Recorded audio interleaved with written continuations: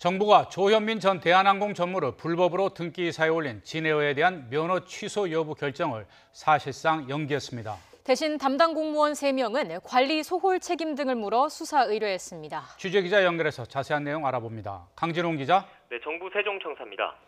네, 애초 이 진에어 사업 면허 취소 여부가 오늘 발표될 것으로 알려졌는데 정부의 결정 시점이 미뤄졌군요.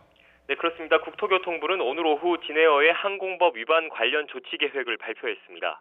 핵심은 면허 취소 여부를 당장 결정하지 않겠다는 겁니다. 김정열 국토부 2차관은 청문과 이해 당사자의 의견 청취, 법적 쟁점에 대한 추가 검토 등을 거쳐 결론을 낼 계획이라고 밝혔습니다.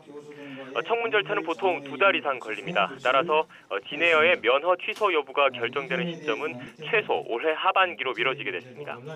국토부는 다만 당시 항공사업 면허를 담당했던 공무원 3명은 수사 의뢰했습니다. 미국 국적인 조현민 전 대한항공 전무는 지난 2010년 3월부터 2016년 3월까지 6년 동안 국적항공사인 진에어의 등기 임원으로 불법 재직했는데요. 이들 공무원은 그러나 진에어의 항공법 위반 사실을 제대로 관리 감독하지 않았습니다.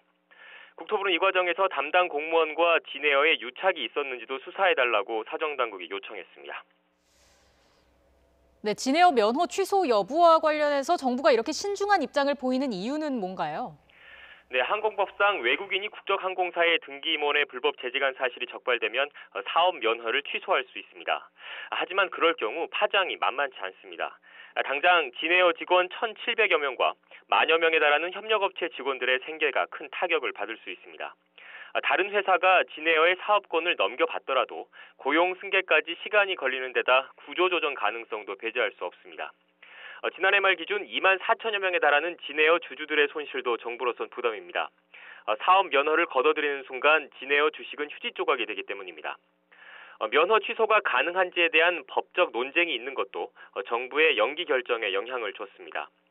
조현민 전 전무가 등기 임원으로 불법 재직한 기간은 2010년에서 2016년입니다. 올해가 2018년이니까 현 시점에선 면허 결격 사유가 해소됐다는 주장도 만만치 않습니다.